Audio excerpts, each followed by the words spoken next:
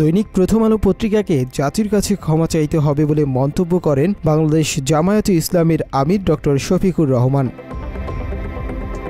সোমবার জামায়াতে আমিরের ফেসবুক পোস্টের পর জামায়াতে আমিরের প্রতি ভালোবাসা জ্ঞাপন করেছে বাংলাদেশের জনপ্রিয় অনুসন্ধানী সাংবাদিক ইলিয়াস হোসাইন। সাংবাদিক ইলিয়াস হোসাইন তার ভেরিফাইড ফেসবুক পেজে জামায়াতে আমিরের প্রতি কলিজার ভেতর থেকে ভালোবাসা রইল লিখে একটি পোস্ট করেছেন।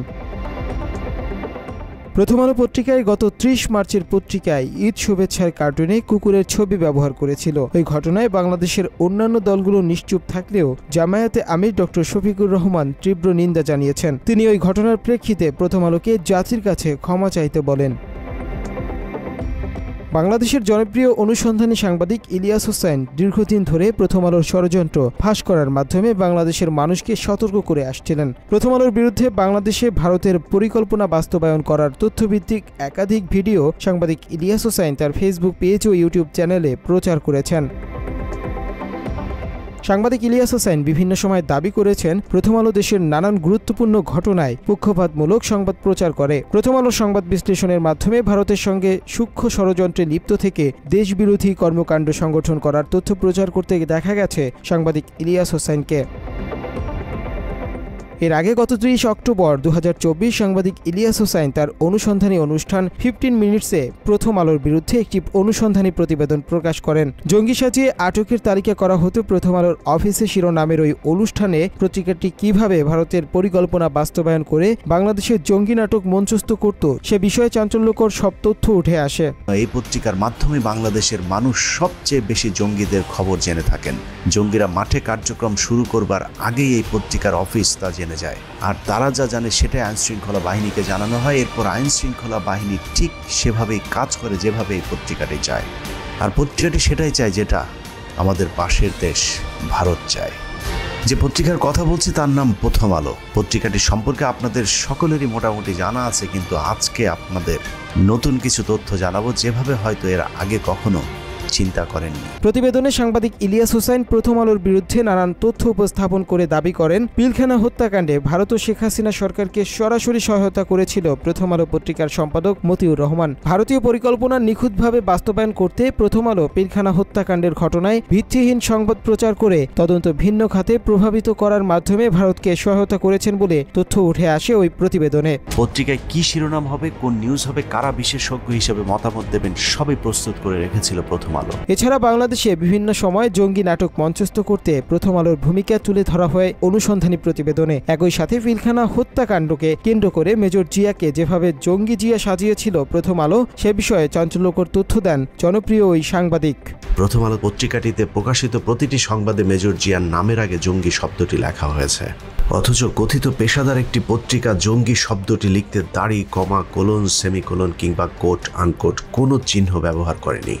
সাংবাদিকতার নিয়ম অনুযায়ী কারো নামের পূর্বে খুনি, ধর্ষক, জঙ্গি এসব বিশেষণ লাগাতে হলে তাদেরকে আত্মস্বীকৃত হতে হবে অথবা তাদের বিরুদ্ধে করা অভিযোগগুলো সন্দেহাতীতভাবে প্রমাণিত হতে হবে। তাহলে মেজর জিয়া কোন পদ্ধতিতে জঙ্গি হলেন? মেজর জিয়াকে জঙ্গি সাজিয়ে সংবাদ প্রচার করতে মেজর জিয়ার বাবার থেকে জোরপূর্বক মিথ্যা বক্তব্য নিয়েছিল প্রথম আলো সাংবাদিক। মেজর জিয়ার বাবার সাথে ঘটা ঘটনার সত্যতা নিশ্চিত করেন অনুসন্ধানী ওই প্রতিবেদনে। প্রথম আলোর ইচ্ছে মতো বক্তব্য না দিলে জিয়ার বাবাকে গ্রেফতার করার হুমকিও দেন প্রথম আলোর ওই সাংবাদিক। উনি বলল যে আমি সাংবাদিক ও আই রিপোর্ট এগেইনস্ট সামথিং, মানে উনি নাকি উনি বিশেষ সাংবাদিক বলে যে জানেন আপনার কিন্তু ক্ষতি হতে পারে, দেখো আমি একটু চেক করতেছি বুঝলেন, মানে যদি আমি মানে উনার পক্ষে আনসার না করি তাইলে আমার তো আয়না করে মানে সাংবাদিক ইলিয়াস হোসাইন তার প্রতিবেদনে তুলে ধরেন প্রথম আলো মেজর জিয়াকে জঙ্গি সাজানোর আগে তার ব্যক্তি জীবন ও কর্মজীবনে কেমন ছিলেন সেটিও। ক্যাপ্টেন জিয়া এমন ইন্টেলিজেন্ট অফিসার যে সময়ে কম্পিউটার আর্মিতে চালুও হয় নাই, সে সময় হি ওয়াজ এক্সপার্ট ইন আইটি এবং আইটি এক্সপার্ট ছিল এবং আউটস্ট্যান্ডিং ব্রিলিয়ান্ট আইকিউ তার ছিল টপ লেভেলের আইকিউ। তো আমি জিওসি কে নাম দিলাম, স্যার আপনি সিলেক্ট করেন এখান থেকে। জিওসি 1 নম্বরটা টিক করে দিলেন, জিয়াকে আনা হলো ডিভিশন হেড কোয়ার্টারে। তো ডিভিশন হেড কোয়ার্টার স্টাফ হিসেবে I had and everybody had very good relation. General ইয়েও বলতে পারবেন এখন, আমি যার নাম বললাম, হ্যাঁ উনিও বলতেন, উনি তো ওনার ডাইরেক্ট আন্ডারে ছিলেন এই ক্যাপ্টেন জিয়া।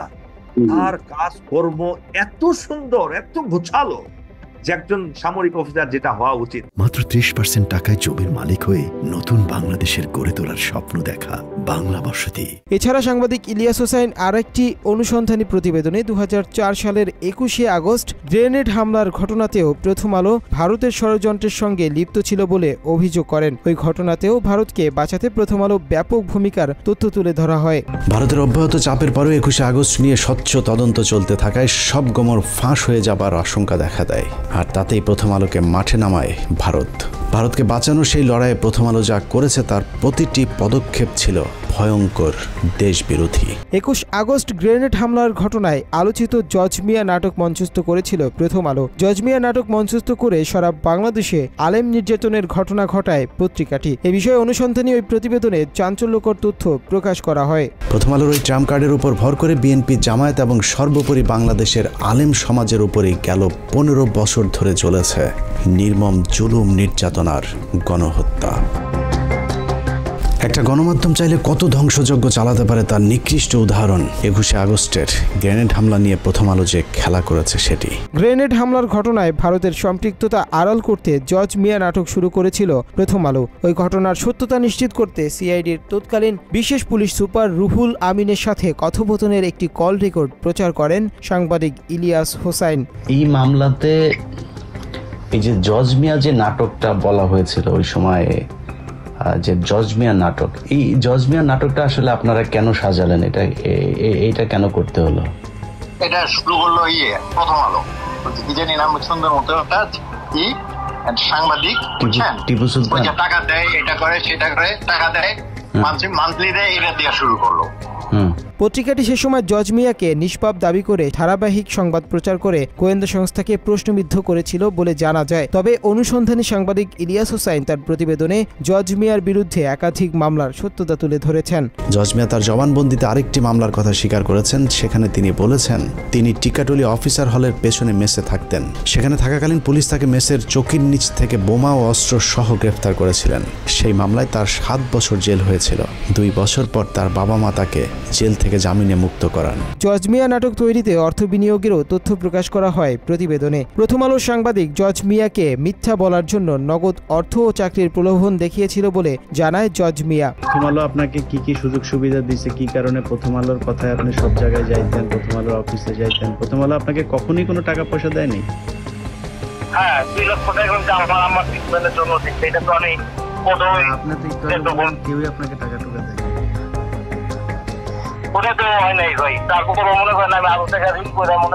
এই 2 লাখ টাকার অনুদান যে আপনাকে কে দিছে? এটা টিপু,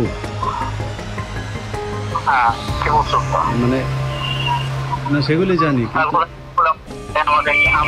একটা কর্মস্থানের ব্যবস্থা করে দেন, দেশে ভারতীয় গোয়েন্দা সংস্থার অপতৎপরতার পর ঘটনার দায় থেকে ভারতকে আড়াল করতে সবসময় কাজ করে ভারত নিয়ন্ত্রিত ওই পত্রিকাটি, যে কারণে বাংলাদেশের সচেতন মানুষেরা পত্রিকাটির সম্পাদক মতিউর রহমানকে ভারতীয় রয়ের এজেন্ট হিসেবে চিহ্নিত করেছে বিভিন্ন সময়ে। অভিযোগ আছে বাংলাদেশকে অস্থিতিশীল করতে সকল প্রচেষ্টা ভারতের পক্ষ থেকে করা হয়। এক্ষেত্রে তাদের পরিকল্পনা বাস্তবায়নে বাংলাদেশের হয়ে কাজ করছে ভারতীয় মদতপুষ্ট গণমাধ্যমগুলো। হয়েছে কি ভাই, আমাদের জঙ্গি সংগঠন বা বাংলাদেশটা অস্থিতিশীল করার জন্য সকল প্রচেষ্টা সর্বসময়টা ভারতের, যেই ফর্মেই হোক। জেএমবিটা কিন্তু আপনার ওই যে বলে না, চরমপন্থী দলকে নির্মূল করার জন্য তারা সৃষ্টি হয়। প্রথমেই দর্শন ঢুকাই দেয় ভারত যে তুমি এই কাম করো, এবং তার যে এক্সপ্লোসিভগুলি দেওয়া হয়, পাওয়ার জেল, প্রত্যেকটার গায়ে লেখা মেড ইন ইন্ডিয়া। আওয়ামী শাসনামলে পত্রিকাটি বাংলাদেশকে বহির্বিশ্বে জঙ্গি প্রমাণ করতে সবসময় তৎপর ছিল। জঙ্গি সাজিয়ে বাংলাদেশের আলেমদের গ্রেপ্তার করাতেও ভূমিকা রাখত পত্রিকাটি। এছাড়াও গ্রেপ্তার হওয়া আলেমদের দোষ স্বীকার করে নিতে অমানবিক নির্যাতনের সাথে যুক্ত থাকতেন প্রথম আলো পত্রিকাটির কর্তৃপক্ষ। ওখান থেকে আমি পরিষ্কার দেখতে পাচ্ছিলাম যে প্রথম আলো পত্রিকার মধ্যে সামনে লেখা, এবং শিরোনাম মতো আমি দেখে ফেললাম, ওখানে লেখা আছে যে আমেরিকান এমবেসি ও ভারতীয় দূতাবাসে আক্রমণের পরিকল্পনায় চট্টগ্রাম থেকে এই জঙ্গিদেরকে গ্রেপ্তার, একদম হেডলাইন এটা। ভারতের পরিকল্পনা বাস্তবায়নে আওয়ামী শাসনামলে প্রশাসনের বিভিন্ন ইউনিটের সদস্যরা বাংলাদেশের নিরীহ অসংখ্য মানুষকে মিথ্যা ঘটনায় আটক করে অমানবিক নির্যাতন করত। নির্যাতনের শিকার মানুষগুলোর দাবি, ওই নির্যাতনে প্রত্যক্ষ ও পরোক্ষভাবে জড়িত থাকত প্রথম আলো পত্রিকার সম্পাদক মতিউর রহমান, যে কারণে মাঝে মধ্যেই প্রথম আলোর বিরুদ্ধে ফুঁসে উঠতে দেখা গেছে বাংলাদেশের ধর্মপ্রাণ মানুষদের। ইসলামপন্থীদের উপরে, বিশেষ করে ইসলামপন্থীদেরকে গুম, মিথ্যা মামলায় জড়ানো, তাদেরকে নির্যাতন করা ইত্যাকার যত রকমের পদক্ষেপ ছিল বিভিন্ন ইন্ডিয়ার প্রযোজনায় এবং হাসিনা সরকারের সমর্থনে বিভিন্ন বাহিনীগুলো এই ধরনের যত কর্মকাণ্ড পরিচালনা করত, আমরা খেয়াল করে দেখেছি সরেজমিনে যে এই কাজগুলোতে তাদের মুখপাত্র হিসেবে, নেতৃস্থানীয় প্রতিষ্ঠান হিসেবে প্রথম আলো এবং ডেইলি স্টার তাদেরকে সহযোগিতা করত। দীর্ঘদিন ধরে প্রথম আলোর বিতর্কিত কর্মকাণ্ড মানুষের মাঝে প্রচার করার পরও প্রথম আলো তাদের কর্মকাণ্ড বন্ধ করেনি। গত ঈদে তারা আবারও মুসলমানদের ধর্মীয় অনুভূতিতে আঘাত করে কার্টুন প্রকাশ করেছিল। ওই ঘটনায় রাজনৈতিক দলগুলো নিশ্চুপ ছিল, তবে জামায়াতে ইসলামের আমির ডক্টর শফিকুর রহমান ওই ঘটনায় প্রতিবাদ জানিয়েছে। এরপরেও প্রথম আলো সতর্ক না হলে সাধারণ মানুষ কঠিন প্রতিরোধ গড়ে তুলবেন বলে ধারণা অনেকের। মুনতাসির তাশরিফ, বাংলা এডিশন।